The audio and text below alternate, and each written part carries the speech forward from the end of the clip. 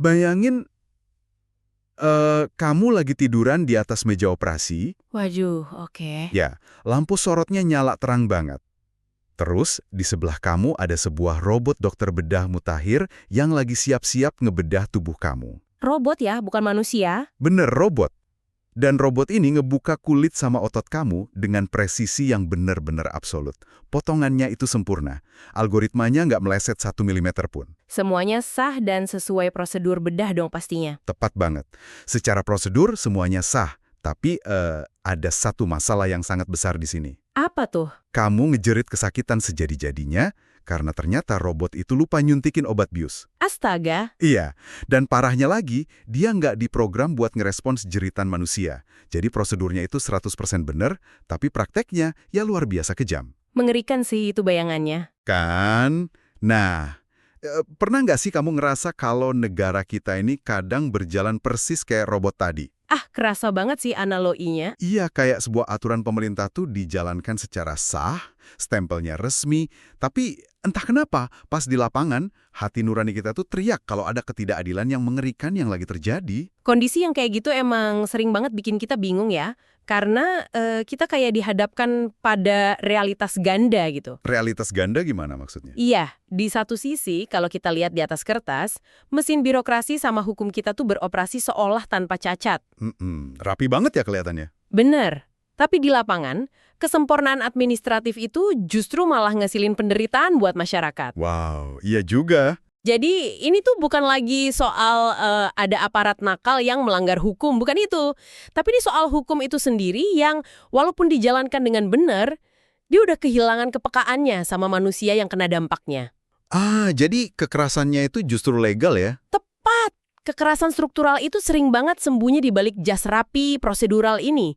Maksudku, ini bukan kayak tentara yang ngedabrak pintu rumah kamu di tengah malam. Terus wujudnya kayak gimana? Wujudnya tuh kayak undang-undang tata ruang yang disahkan secara paripurna di gedung dewan yang pelan-pelan secara legal ngusir dan miskinin satu kampung.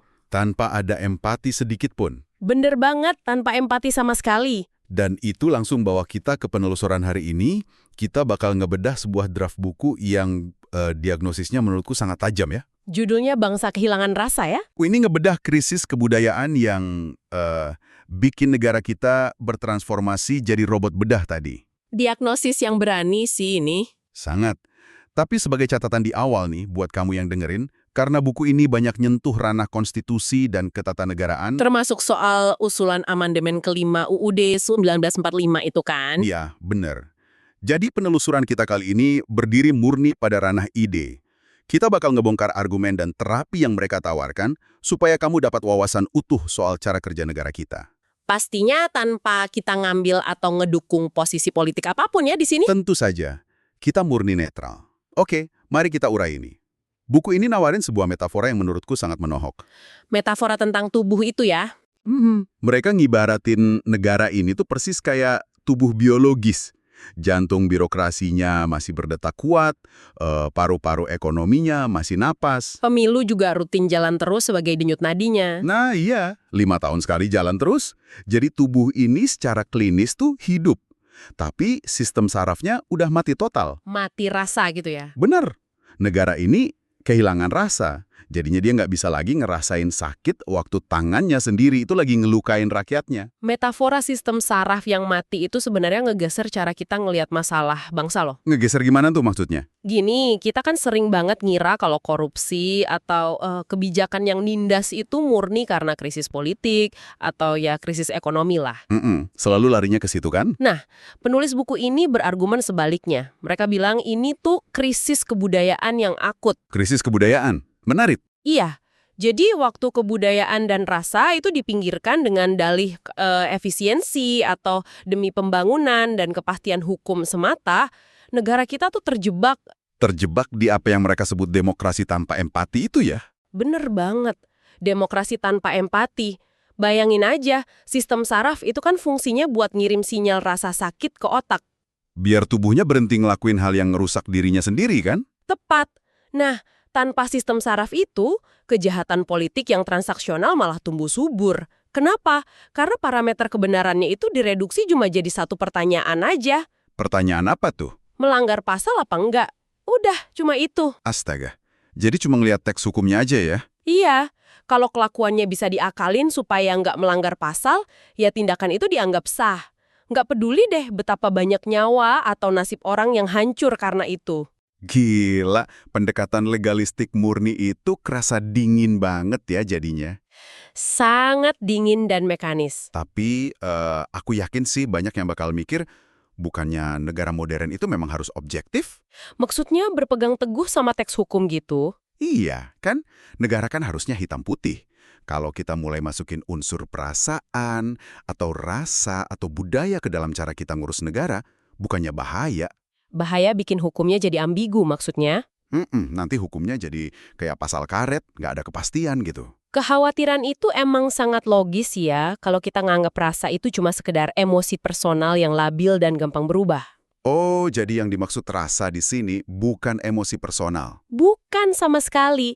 Kebudayaan dan rasa di buku ini tuh posisinya sebagai sebuah kompas moral kolektif. Kompas moral kolektif. Oke. Iya, karena hukum tertulis itu kan pada dasarnya punya keterbatasan yang inheren ya.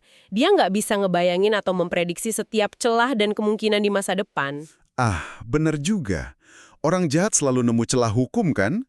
Nah, pas hukum itu berdiri sendirian tanpa dikawal sama budaya tahu diri dan etika, hukum itu bakal gampang banget diakalin. Terutama sama mereka yang punya akses ke kekuasaan atau ahli hukum yang pinter nyari celah ya. Tepat. Balik lagi ke robot tadi. Robot kan nggak punya niat jahat. Dia cuma jalanin kode programnya. Tapi yang bikin kode programnya bisa aja ngerancang supaya robotnya nguntungin segelintir orang secara sah. Betul sekali. Disitulah budaya harusnya masuk sebagai lapisan pelindung pertama kita. Jauh sebelum sebuah tindakan itu akhirnya masuk ke pengadilan ya. Iya, pencegahan dari dalam diri. Itu ngingetin aku sama betapa kontrasnya kondisi kita sekarang kalau dibandingin sama tradisi asli Nusantara kita loh. Wah, tradisi Nusantara itu kan kaya banget ya instrumennya. Kaya banget. Buku ini juga nyorotin gimana peradaban kita dulu itu nggak ngandelin penjara sebagai benteng pertahanan utamanya. Terus ngandelin apa dong? Rasa malu. Ah, menarik. Rasa malu. Iya. Mari kita lihat misalnya konsep eling lan waspada di budaya Jawa. Itu yang artinya ingat dan waspada itu kan? Bener. Tapi ini bukan cuma anjuran biasa buat hati-hati di jalan gitu ya. Ini tuh tuntutan spiritual buat seorang pemimpin. Supaya mereka nggak lupa diri. Tepat. Supaya mereka nggak pernah lupa dari mana mereka berasal. Dan akhirnya bisa nahan diri pas dihadapin sama godaan kekuasaan yang mutlak. Yang sangat menarik di sini adalah gimana mekanisme itu bekerja secara psikologis ya. Iya. Dan nggak cuma di Jawa. Di Sulawesi Selatan juga ada. Orang Bugis itu punya konsep sirih. Oh, Siri, aku pernah dengar tuh tentang harga diri kan? Betul. Tapi ini tuh jauh lebih berat dari sekedar rasa malu biasa. Sirih itu nyangkut martabat eksistensial seseorang. Jadi kalau dilanggar, fatal akibatnya ya? Sangat fatal. Kalau seorang pemimpin ngelanggar sirih, itu jadi aib sosial yang bakal ngancurin kedudukannya di mata masyarakat. Berarti hukuman sosialnya jauh lebih berat dan lebih nyiksa daripada sanksi denda hukum formal ya? Belum lagi kalau kita lihat di Minangkabau ada adat Basan Disyarak. Di sana, pemimpin itu diposisikan sebagai penjaga keseimbangan komunal. Bukan sebagai raja yang mutlak ya? Bukan. Nah, mekanisme-mekanisme budaya ini kan... Kecepatan responsnya itu loh yang luar biasa. Maksudnya gimana tuh kecepatan respons? Ya, rasa malu atau sirih tadi itu beroperasi secara intuitif dan instan di dalam kepala. Langsung kerja di detik pertama ya? Benar, sebelum seorang pejabat korup itu berani ngerancang skema buat manipulasi anggaran. Yang mungkin baru bakal ketahuan sama KPK bertahun-tahun kemudian ya? Nah, itu dia. Rasa malu harusnya udah ngebunuh niat jahat itu di detik pertama dia kepikiran. Ah, aku paham. Jadi pemimpin di Nusantara dulu itu emang diposisikan sebagai pemangku amanat yang sadar betul sama batasannya. Mereka sadar kalau kekuasaan itu statusnya cuma dipinjamkan sama rakyat, bukan dimiliki buat diwariskan. Berarti hukum formal itu ibarat gembok baja tebal di pagar rumah kita? Oke, analogi yang bagus. Terus budayanya? Sementara kebudayaan dan rasa malu itu adalah kesadaran kolektif dari masyarakat buat nggak mencuri sejak awal. Pas banget. Ya kan? Kalau kesadaran buat nggak mencurinya itu hilang secara massal, ya gembok sekuat apapun, mau pakai teknologi sidik jari, segala macam, ujung-ujungnya... Pasti bakal dicari kunci pasnya. Iya. Atau sistemnya dihack secara sah sama pencuri yang pinter hukum? Dan realitasnya saat ini kita tuh udah terlalu lama muja indikator-indikator yang sifatnya melulu kuantitatif. Angka-angka semua ya isinya. Benar, kita merayakan pertumbuhan ekonomi sekian persen, terus ngebanggain pembangunan sekian ribu kilometer infrastruktur. Terus kepatuhan administratif di kementerian yang dapat penghargaan gitu ya kan? Iya, sementara kebudayaannya itu dipinggirkan, dianggap nggak bisa diukur, nggak efisien. Atau cuma sekedar jadi pemanis doang ya pas acara potong pita peresmian? Padahal justru sistem saraf yang nggak kelihatan itulah yang nentuin apakah tubuh bangsa ini tuh lagi beneran berkembang sehat atau sebenarnya lagi bunuh diri pelan-pelan. Kalau tradisi kita begitu kaya akan instrumen pengendali ini, sebuah pertanyaan besar muncul nih. Apa tuh? Gimana ceritanya sistem saraf peradaban ini bisa sampai putus total? Pertanyaan yang sangat mendasar. Dan yang lebih bikin bingung lagi ya, pas kita semua udah ngelihat negara ini lagi kebas dan mati rasa, kenapa kita tuh seolah-olah sangat ketakutan buat nata ulang strukturnya? Kayak ragu-ragu gitu ya buat memperbaikin. Mengapa kita ragu buat ngebenerin konstitusi kita sendiri? Nah, analisis di buku ini ngarah ke satu diagnosis kunci buat ngejawab itu. Apa diagnosisnya? Trauma sejarah. Trauma sejarah. Maksudnya memori masa lalu? Betul. Kita sebagai bangsa itu ngebawa luka kolektif yang kerasa sangat dalam. Dari era Orde Lama dan Orde Baru ya? Iya. Pengalangan di era Orde Lama yang kepemimpinannya sangat terpusat, terus dilanjut sama dominasi mutlak dan represif zaman Orde Baru, itu ninggalin ketakutan luar biasa. Ketakutan terhadap kekuasaan negara yang kuat ya? Tepat. Kita jadi takut banget sama institusi atau otoritas di luar prosedur formal. Sayangnya, ketakutan itu sekarang udah membeku jadi trauma. Dan trauma itu yang bikin nalar kita mandek. Sangat memiskinkan nalar. Kita jadi paranoid parah sama segala bentuk wacana penataan ulang struktur negara. Seolah-olah kalau kita ubah sedikit aja, pasti bakal lahir diktator baru, gitu kan pikirannya? Bener banget. Padahal leluhur kita selalu ngajarin kalau luka sejarah itu justru buat dibaca arahnya. Dikaji di mana letak salahnya ya? Iya, dijadiin fondasi kebangkitan. Bukan malah dihindarin mati-matian sampai kita rela lumpuh dan biarin sistem yang cacat ini terus jalan. Ini tuh kayak analogi orang yang waktu kecil, tangannya nggak sengaja nyentuh kompor nyala. Sakit banget pasti. Iya, rasa sakitnya luar biasa traumatis, tapi alih-alih dia belajar buat hati-hati kalau masak, Dia malah milih operasi medis buat ngangkat semua reseptor rasa sakit di tangannya. nah, itu dia. Jadi sekarang pas dia udah dewasa, tangannya lagi nempel di kompor panas dan kulitnya lagi kebakar habis, dia nggak ngerasa apa-apa. Astaga. Dan karena sarafnya udah diputus gara-gara trauma masa lalu itu, dia nolak buat narik tangannya. Dia biarin aja tubuhnya hancur karena dia cuma takut ngerasain sakit memori masa lalu. Mengorbankan keutuhan tubuh cuma demi menghindarin memori akan rasa sakit ya. Tragis banget. Banget. Ketakutan massal, itulah yang selama ini ngunci kita dalam status quo. Kita terus ngerawat struktur kenegaraan yang sebenarnya udah terbukti gagal ngerespons jeritan masyarakat bawah. Demi apa? Demi ngejaga sebuah kestabilan yang semu. Disinilah letak urgensi dari usulan penulis mengenai amandemen kelima UUD 1945 itu. Wah, ini bagian yang sensitif tapi penting banget buat dibahas. Iya, dan perlu diingat, buku ini nggak mandang amandemen tersebut sebagai upaya revolusi loh. Bukan ajang balas dendam politik juga ya. Bukan sama sekali, apalagi upaya ngebongkar negara dari nol. Melainkan, mereka nyebutnya sebagai terapi peradaban. Terapi peradaban.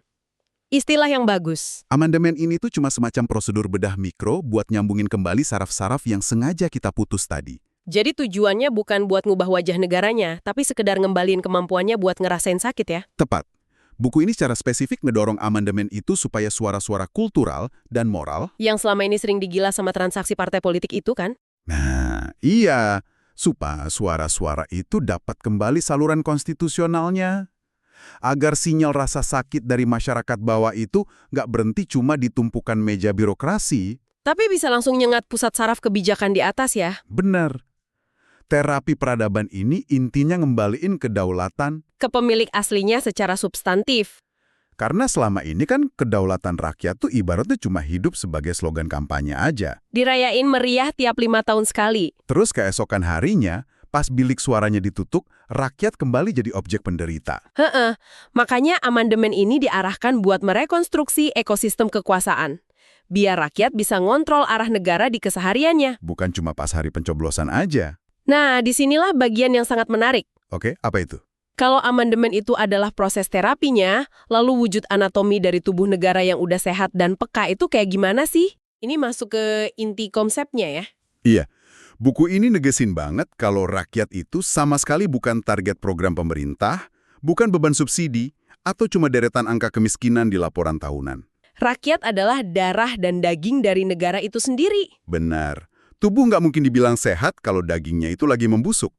Logis banget. Nah, pertanyaan kritisnya, kalau rakyat adalah tubuhnya, siapa yang bertugas jaga organ-organ kekuasaannya biar nggak saling memakan? Buku ini punya rumusan soal 4 penjaga kedaulatan rakyat ya. Betul. Dan cara mereka metain ini bukan sekedar pembagian kerja kementerian loh. Tapi lebih ke ekosistem biologis. Iya. Mari kita bahas satu-satu, mulai dari yang pertama, kaum intelektual. Oke, cendekiawan. Posisinya sebagai apa di tubuh? Penulis ngibaratkan mereka sebagai otak atau nalar bangsa. Tugas para cendekiawan ini ngebaca realitas, ngolah data, dan ngerumusin arah yang rasional. Mereka yang nahan negara biar nggak bertindak serampangan ya. Tapi kan otak yang terlalu pintar, tanpa punya empati itu bisa jadi sangat berbahaya. Sangat berbahaya. Bayangin aja sang otak ngerancang kebijakan pajak baru. Secara hitung-hitungan matematis, ini bakal ngelipat gandain pendapatan negara. Di atas kertas kelihatannya rasional banget tuh. Sangat rasional. Tapi pas dilaksanain, ternyata itu bikin jutaan nelayan di pesisir kehilangan akses buat melaut. Wah, hancur dong hidup mereka. Makanya sejarah udah ngebuktiin kalau rasionalitas teknokratis yang dibiarin mendominasi tanpa batas itu pasti berujung pada kekejaman institusional. Nah, disitulah anatomi tubuh butuh organ kedua ya, rohaniawan. Betul. Mereka bertindak sebagai jiwa dan nurani. Fungsinya apa tuh? Apa mereka ngurusin teknis ekonomi juga? Enggak sama sekali. Fungsi mereka narik garis batas moral yang tegas. Oke, jadi pas si otak ngajuin kebijakan rasional, tapi ujungnya nindas rakyat tadi, Si nurani inilah yang bakal nahan kesombongan kekuasaan itu. Nurani bakal bilang, ini mungkin secara finansial menguntungkan, tapi ini salah secara kemanusiaan dan di mata Tuhan. wow, jadi mereka jaga dimensi batin dari tubuh negara ya? Supaya negaranya nggak tergelincir jadi cuma mesin industri raksasa yang nggak bernyawa. Jadi rasionalitas si otak itu terus-menerus dikalibrasi sama moralitas si nurani. Keren sih ini. Terus yang ketiga siapa? Penjaga ketiga adalah budayawan. Posisinya sebagai saraf ya. Tepat, mereka diibaratkan sebagai sistem saraf atau elemen rasa. Tugasnya menjembatani teks hukum yang kaku sama rasa keadilan real di jalanan. Bener banget, kalau intelektual main di wilayah logika dan rohaniawan di moral, nah budayawan ini turun langsung ke wilayah empiris kemanusiaan. Jadi pas sebuah kebijakan turun, mereka yang pertama kali bergetar ngerespons ya dampaknya. Mereka ngerasain dampaknya terhadap harmoni sosial, kebudayaan lokal, dan kelestarian hidup sehari-hari. Tanpa budayawan, negara mungkin aja cerdas dan bermoral. Tapi kaku banget. Iya, nggak punya intuisi atau kelusen pas ngadepin manusia yang kompleks. Terus kita masuk ke penjaga keempat. Ketiga elemen tadi kan butuh pelindung biar ekosistemnya nggak rubuh. Dari ancaman dalam maupun luar ya. Bener, disinilah posisi TNI dan Polri. Sebagai tulang dan otot dari tubuh bangsa. Nah ini penting, fungsinya sangat jelas, protektif, murni melindungi. Otot ngasih kekuatan buat tubuh berdiri, dan tulang yang nggak posturnya ya. Iya, tapi dalam ekosistem kedaulatan yang benar-benar sehat, otot dan tulang itu nggak bertugas buat nentuin kemana arah tubuh ini harus jalan.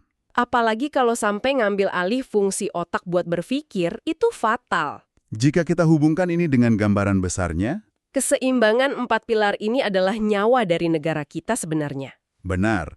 Coba deh bayangin kalau anatominya nggak seimbang. Misalnya otot atau TNI Polri yang ngambil alih perannya otak, Waduh, kita bakal jatuh ke negara militeristik.